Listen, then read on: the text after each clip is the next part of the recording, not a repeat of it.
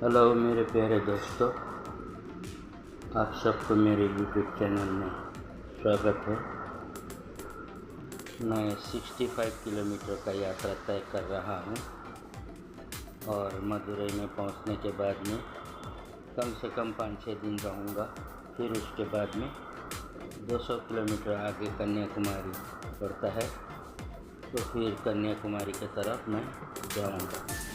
अभी मैं फिर से आपको बाइबल की कहानी सुनाऊंगा। मैं एक बाइबल टीचर हूं और मुझे बाइबल का पता है और मैं एक मसीहा का विश्वासी हूं। मैं हमारे मसीहा को मानता हूं, इसीलिए मैं बाइबल की स्टोरी आपको बताता हूं। मैं आज आपको बताने जा रहा हूं अब्राहम के बारे में। अब्राहम दूर देश में रहते थे। कल्दी लोग जो थे वो मूर्ति पूजा करते थे और यहाँ तक बताया गया है कि अब्राहम के पिता तेरह भी मूर्ति पूजा करते थे। तो सर्वशक्तिमान पिता एलोहिम ने अब्राहम को चुना और कहा, अब्राहम, तुझे मैं जहाँ बताता हूँ तू वहीं जा। तेरे बाप के ख़ानदान को सबको छोड़ करके निकल जा और मेरे रास्ते में चल और मैं तुझे आशीष दूंगा। सर्वशक्तिमान पिता के बुलाहट को सुनते ही उन्होंने अपनी बीबी सारा को लेकर के और उनके साथ उनका भतीजा लूत भी साथ में चल दिया। तो सारा को और लूत को लेकर के वो निकल पड़े। तो जैसे ही वो निकल पड़े, जाते जाते वो अपना तंबू गाड़ते हैं और तंबू गाड़ करके वहीं पर रहते हैं और उनके भेड़ बकरियां, गाय बैल, गधे घोड़े बहुत थे। रहते बैठते गए तो वो बहुत धनवान होते गए। फिर भी धनवान होने के बावजूद भी वो सर्वशक्तिमान पिता की आज्ञाओं का उल्लंघन कभी नहीं किया। यहाँ तक कि अब्राहम को बोला गया कि एलोहिम का मित्र हुए, क्योंकि एलोहिम की आज्ञाओं को पालन करते थे। वो बहुत ही अच्छा जीवन निर्वाह बिताते थे, पाप नहीं करते थे, सर्वशक्तिमान पिता की आज्ञाओं का पालन करते चलते थे। एक दिन ऐसा हुआ, सर्वशक्तिमान पिता ने कहा, देख इन बालुओं को, ये बालू जितने गिन सकता है नहीं गिन सकता, वैसे ही तेरे वंश को मैं आशीष दूंगा, तेरी संतान को आशीष दूंगा। आकाश के तारों को देख, क्या गिन सकता है? नहीं गिन सकता है। तो इन आकाश के तारों को जितना ज़्यादा है वैसा ही तेरे संतान को मैं आशीष दूंगा, तेरे संतान को मैं बढ़ाऊंगा। लेकिन अचंभा की बात यह है कि सारा बांझ थी, वो बच्चा पैदा नहीं कर सकती थी। अब्राहम ने सर्वशक्तिमान पिता के बातों को विश्वास किया और वैसे ही विश्वास के साथ रहने लगे और धार्मिकता के काम करते रहे। एक दिन सर्वशक्तिमान पिता अपने 2 स्वर्गदूतों को लेके मनुष्य के वेश में अब्राहम के पास आए और आने के बाद में अब्राहम ने देखा तो दौड़ के उनके सामने ज़मीन में लौट गए और उनको दंडवत किया। अब्राहम ने कहा कि ए मेरे स्वामियों, आप लोगों को खाना खा के जाना होगा। आइए, पाँव धोइए और आराम कीजिए। मैं आप लोगों के लिए जल्दी से खाना तैयार करता हूँ। तो सर्वशक्तिमान पिता ने कहा, जैसा तुम चाहते हो वैसा कर। खाना खाए 3 लोगों ने। उसके बाद में सर्वशक्तिमान पिता ने कहा, अब हम चलते हैं। जैसे ही अब हम चलते हैं बोला तो अब्राहम उनको छोड़ने के लिए आधे रास्ते तक गए। जब जा रहे थे तो सर्वशक्तिमान पिता ने कहा, क्या मैं अब्राहम से जो मैं करने जा रहा हूँ वो छुपा के रखूँ क्या? नहीं, मैं अब्राहम से नहीं छुपा सकता, मैं कह दूंगा बोल करके सर्वशक्तिमान एलोहिम कहने लगे, देखो अब्राहम, मैं सदोम और अमोरा को नष्ट करने जा रहा हूँ, क्योंकि सदोम और अमोरा में बहुत सारे पापी लोग रहते हैं और उनका पाप इतना बढ़ गया, सिंहासन तक पहुँच गया। तो मैं बता दूं आपको मेरे भाइयों और बहनों, सदोम और अमोरा में ये बहुत ही पाप बढ़ गया था। पुरुषों से संबंध बनाते थे, औरतों से संबंध बनाती थी। इस प्रकार का पाप बढ़ गया था। अपने स्वाभाविक संबंधों को छोड़ करके, स्त्री पुरुषों का संबंध छोड़ करके वहाँ पर इस प्रकार की गतिविधियाँ होती थी। ये पाप है बाइबल के अनुसार। तो ये क्यों हुआ, और आपको मैं बताना चाहता हूँ कि लूत जो था वो अब्राहम के साथ रहते रहते अब्राहम के नौकर चाकर और लूत के नौकर चाकर आपस में झगड़ने लगे। तो झगड़ते हुए अब्राहम ने बोला था, हम लोग तो नाते रिश्तेदार हैं, हम लोगों में झगड़ा होना अच्छी बात नहीं है। तो लूत को कहा, तुम चुनो, कौन सा जगह चुनते हो? तुम पूरब में जाओगे तो मैं पश्चिम में जाऊंगा।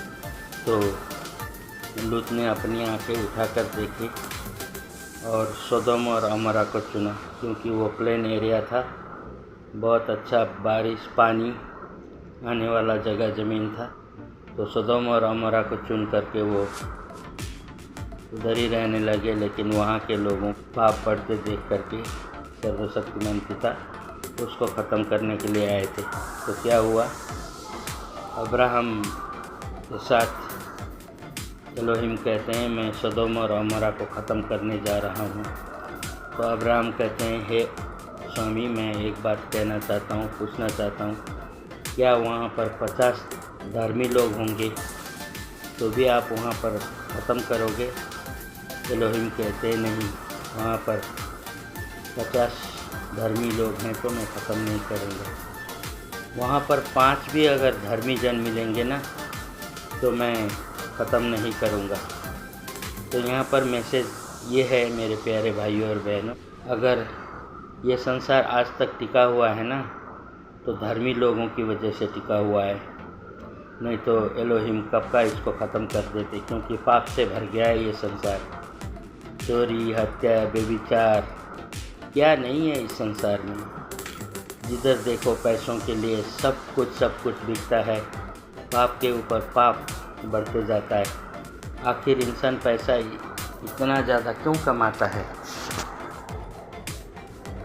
उसको लेके जाना तो नहीं होता है, लेकिन फिर भी इंसान पैसों के पीछे पागल है और पैसे कमाने के लिए कितने गलत धंधा करता है इंसान और पाप बढ़ाते जाता है।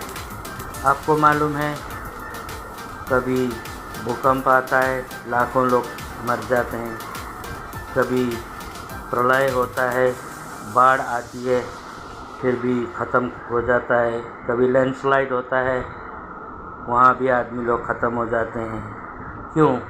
ये सर्वशक्तिमान पिता का वार्निंग है, लोग संभल जाएं, पाप ना करें। लेकिन इंसान जो है कीड़े मकोड़े की तरह हो गया। पाप करते करते वो इतना पाप में घुल मिल चुका है कि उसको रहने की आदत हो गई पाप में। तो सर्वशक्तिमान पिता और 2 स्वर्गदूत अब्राहम से विदा लेकर चले जाते हैं। लेकिन सदोम और अमोरा में 2 स्वर्गदूत पहुंचते हैं। पिता एलोहिम जो हैं वो वहीं से अंतर्ध्यान हो जाते हैं। लूत के साथ जब जाते हैं तो वहाँ पर लूत के घर में पहुँचते ही गांव में से ये जितने भी मर्दों के शौकीन रहते हैं, जिनको आज के लफ्ज़ में कहें तो गे कहते हैं, तो ऐसे लोग मिल कर के लूत के घर में आकर के कहते हैं लूत को कि वो 2 मर्द तुम्हारे पास आए हैं ना, उनको निकालो, हम उनके साथ संभोग करेंगे। तो लूत बोलते हैं, नहीं है मेरे भाइयों, ऐसी गलती मत करो, ऐसा अपराध मत करो। मेरी 2 बेटियां कुंवारी है, उनको मैं निकाल देता हूँ, उनके साथ जो मर्ज़ी करना है कर लो, लेकिन मेरे मेहमानों के साथ आप लोग ऐसा बर्ताव मत करो। लेकिन सुनने वाले कहाँ थे वो लोग? वो कहने लगे, तू परदेसी कल परसों आया हुआ हमारा न्याय करने लगा, बोल करके लूत को धक्का मार करके हम खुद ही निकालेंगे उन 2 मर्दों को बोल करके अंदर घुस गए। लेकिन उनको मालूम नहीं था अंदर में स्वर्गदूत बैठे हुए थे। तो जल्दी से वो 2 स्वर्गदूत उठ करके लूत को अंदर खींचा और उन लोगों को अंधा कर दिया। अंधा करने के बाद में वो लोग टटोलने लगे, दरवाज़ा किधर है बोल के। तो एलोहिम के स्वर्गदूतों ने लूत से कहा, देखो अब हम ये सदोम और अमोरा को नष्ट करने जा रहे हैं, तो तुम अपने सगे संबंधियों को लेके निकलो। कौन कौन है उनको लेके जल्दी से निकलो, नहीं तो तुम भी मारे जाओगे। इतने में लूत ने कहा, ए मेरे स्वामियों, मेरे 2 बेटियां हैं और 2 दामाद, मैं उनको बुलाने जाता हूँ। तो उनको बुलाने गया। एलोहिम, ये सदोम और गमोरा को ख़त्म करने वाले हैं, जल्दी से निकल जाओ यहाँ से। लेकिन उनको मजाक लगा, तो जल्दीबाजी में स्वर्गदूतों ने लूत को भी पकड़ के खींचा, लूत की बीवी को भी और उसके बाद 2 बेटियों को। लेकिन वो 2 दामाद रह गए। जल्दी से भागो, पीछे मुड़ के मत देखना, बोला स्वर्गदूतों ने। तो भागते भागते लूत की बीवी ने पीछे मुड़ के देखा। एलोहिम के स्वर्गदूतों ने कहा था पीछे मुड़ के मत देखना, लेकिन लूत की बीवी ने पीछे मुड़ के देखा, तो वहीं पर नमक का खंभा बन के रह गई। आज वो जगह इराक बोलते हैं, इराक में है वो आज भी नमक का खंभा, वैज्ञानिकों ने पता लगा लिया है। तो ये इराक में ही वो सदोम और अमोरा पड़ता है। जहाँ पर भी खोदो वहाँ पर गंधक निकलता है। गंधक आग भड़काने वाला धातु होता है, वो स्वर्ग से बरसा हुआ था। बीवी तो नमक का खंभा बन गई, 2 बेटियों को लेकर के पहाड़ी में जाके रहने लगे।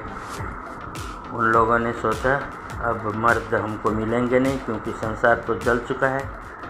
तो बड़ी ने कहा, देख, छोटी बहन से कहा, देख अब हम लोग तो कुमारी हैं और मर्द तो दुनिया में है ही नहीं, तो हमारा संतान कैसे आगे बढ़ेगा।